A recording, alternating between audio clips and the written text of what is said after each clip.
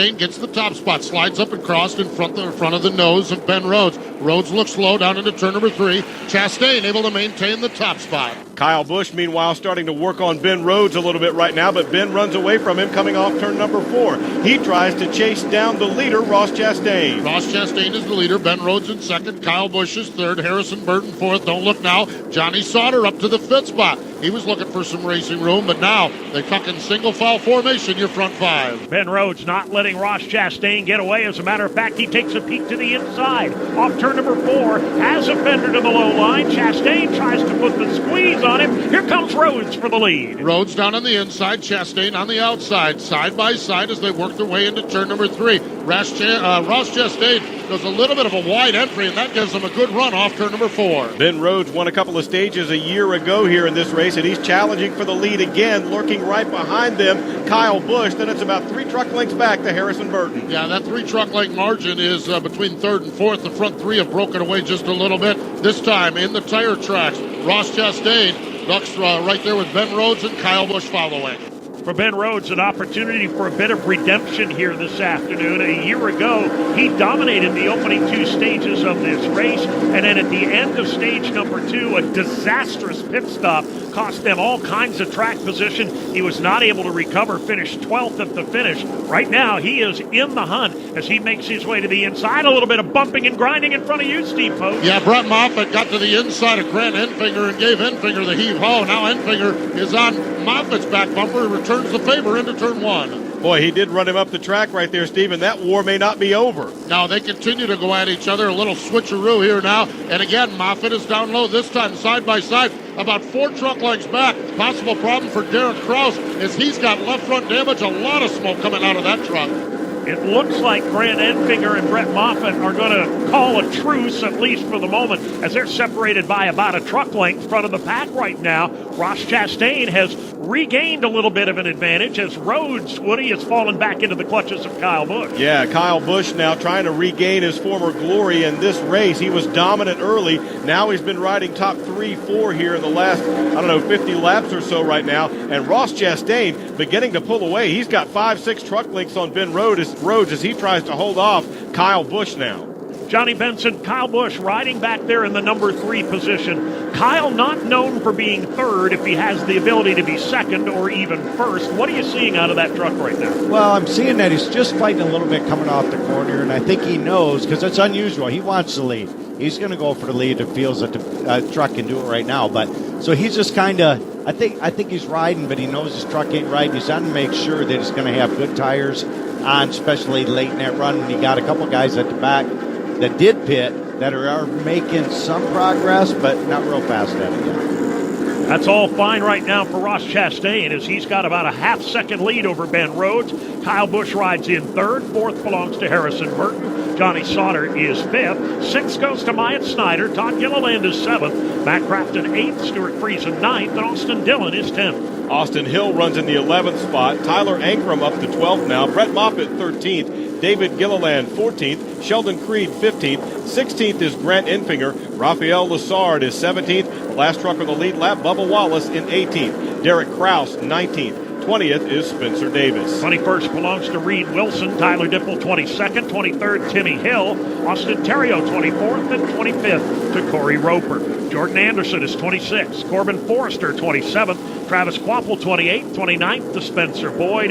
Daniel Stasnet is 30th. Brennan Poole rides in the 31st position. Gustine out early with an engine issue this afternoon. He'll be scored in the 32nd position. Steve Post, pretty good battle going on for that fourth spot. Yeah, it was a pretty good battle. Johnny Sauter got to the inside of Harrison Burton the last time. I think Sauter knows it's time to go. He's up to fourth spot. And he's running down the front stretch right now, but he's got 12, 15 truck lengths to catch Kyle Busch in third. Out front right now, Ross Chastain by 8 truck lengths. Ross Chastain about 8 truck lengths in front of second running Ben Rhodes. Ben Rhodes has about 3 truck lengths on Kyle Busch. Then it's about 8 to 10 back to Johnny Sauter in fourth. Johnny Sauter, who's had his ups and downs this afternoon. They were underneath the hood of that machine on an earlier pit stop today, but they've got things dialed in pretty well right now. He is fourth and beginning to close some ground. He is trying to close some ground on Kyle Busch. It's interesting right now to watch these front 4 or 5 trucks because they all have a little open racetrack in front of them. So we'll see who has a quick truck as they work their way off turn 4. Single file around most of the racetrack right now. It'll be a while yet before Ross Chastain catches some of the slower trucks at the back of the pack. Right now, Ben Rhodes has a pretty comfortable margin over Kyle Busch, who has a pretty comfortable margin over Johnny Sauter. Then it's the 18 truck of Harrison Burton, and he's getting a fit from Myatt Snyder, Dave. Snyder looked high coming down the back straightaway into turn number 3, ducked low at the exit of turn number 4.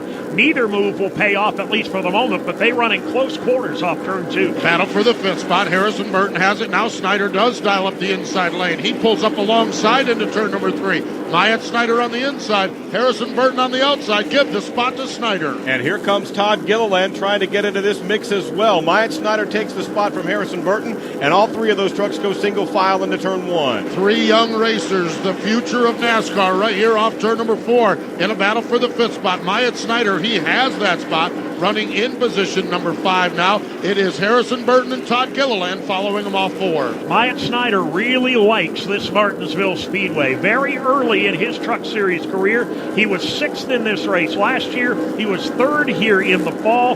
Snyder riding 5th right now, and maybe thinking about more as they race their way into 3. Yeah, he's got some open territory now to catch up on Johnny Sauter, but he has pulled away from Harrison Burton. Right now, as they storm down the front stretch, that lap traffic or the slower trucks ever closer with Ross Chastain creeping up on them. Ross Chastain working his way in the middle of the backstretch. The lap truck's now certainly in sight as he works his way through. Also in sight, out the back window of Ben Rhodes, is Kyle Busch. He's closing for 2nd. Closing down just a truck length now between Rhodes, who rides 2nd, to Kyle Busch in 3rd. They're still about 6 or 7 truck lengths behind the leader, Ross Chastain. Yeah, but Kyle Busch just gave Ben Rhodes a shot in the middle of turn number 2. That slides Rhodes up the racetrack. Give the 2nd spot to Kyle Busch. He takes 2nd into turn number 3. You mentioned it might be go time earlier. I think Kyle Busch got the message, and here comes Johnny Sauter trying to make that. The engines refire here at the Dillion Motor Speedway after the red flag involving cleanup, involving that accident off of turn number 4. Field will begin rolling, and we'll get ready to go back for a restart here. Race fans, will let you know that I just consulted with Mr. Ron Barfield of the Dillion Motor Speedway. He did say that the worst for wear was the electrical of the stoplights off of turn 4, so they had to work on rewiring that, and then obviously making sure they refastened the fencing area off of turn 4. So quick work by the safety crew, by Ron Barfield, Daddy Barfield, everybody there to get everything back up and going in order again, and we'll be ready to go back for green here in just a couple of moments.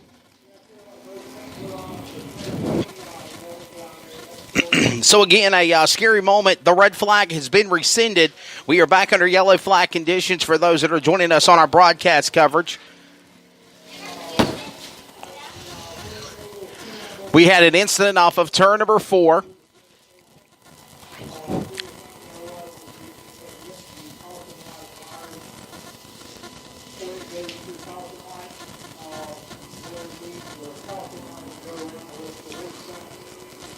Had an incident off of turn number 4 involving the car number 17 of Lonnie Parker. His 1939 Chevy sedan at a Fancy Gap, Virginia, was wicked loose exiting off of turn number 4. In the process, he collected the car that started behind him of Apex, North Carolina's Ford Pinto of Donald Brace. Donald Brace's car went up into the air, into the catch fence, careening, came back down. Now, again, me and the Southern Ground Pounder officials were consulting. For those that are listening to our Audiocast coverage on Community Radio Network, as we're back under the yellow flag conditions right now, the hit into the catch fence was not at full speed. The cars were already for the most part slowed down whenever they exited off of turn number 4, whenever the incident took place. And then basically the calamity ensued when Donald Brace's car got into the catch fence, came back down on top of the other car of Jerry Jeffries, Lonnie Parker, and of course Dwight Sauls, all caught up in that incident in turn number 4. The red flag has been rescinded. We're back under the yellow flag conditions as the Southern Ground Pounders get ready to go back to racing here. And looks like they're going to show them one to go this time by. They just did a quick check of the observation of the fencing. They checked the lights. Everything's good. The fence is back intact safely again, or as best as they're going to make it. And we will get ready to go back to green flag racing.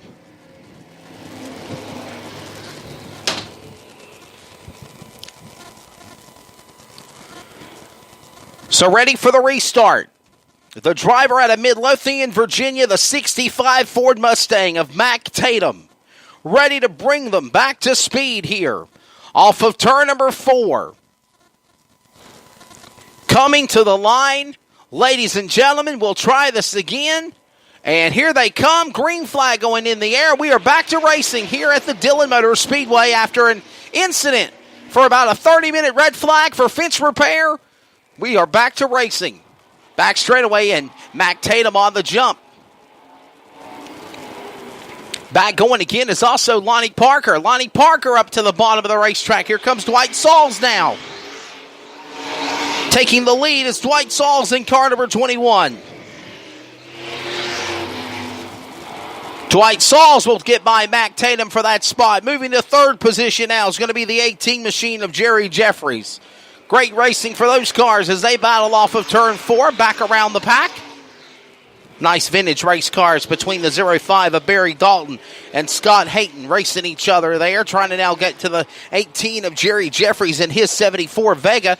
Vega to the bottom of the racetrack. Here comes Hayton and Hatton and Company off of turn 4. They'll size him up now. Now we're 3 laps in of 30. Your leader is car number 21.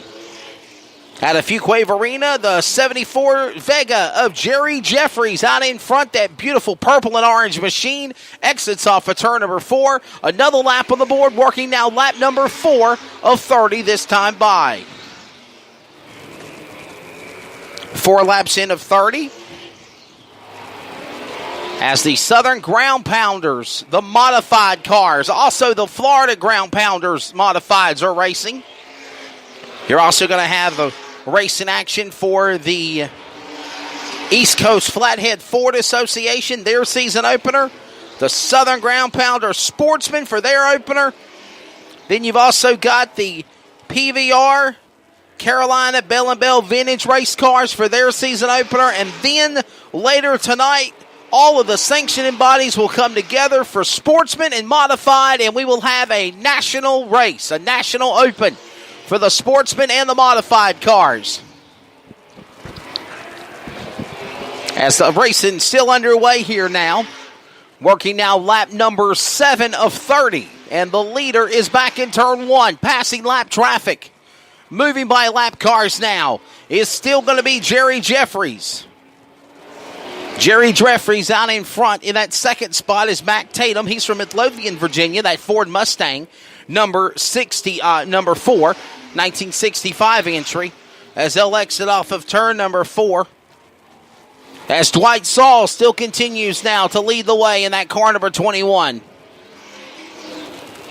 I think I slipped up and said Jerry Jeffries. My apologies. It's actually Dwight Sauls. And he's doing a phenomenal job moving through all this lap traffic. But right there in his crosshairs is Mac Tatum in that number 4, the red number 4 machine.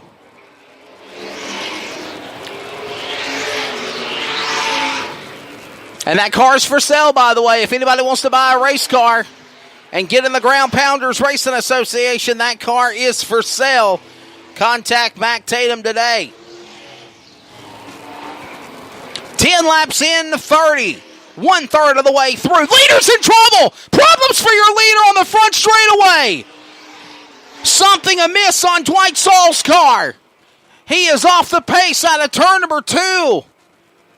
New leader, Mac Tatum in the 4 car. Dwight Sauls gives up the top spot. They come to the line, and we're halfway home. 25 laps is the distance now, not 30. My apologies. It's not a 30-lap event. It's 25 laps. And a problem for the man that led the first half. The number 21, Dwight Sauls from Apex, is on pit road. Give the lead back to the man from the Commonwealth of Virginia. The 1965 Ford Mustang of Mac Tatum from Midlothian. He'll take the top spot back and move by lap traffic off turn 2.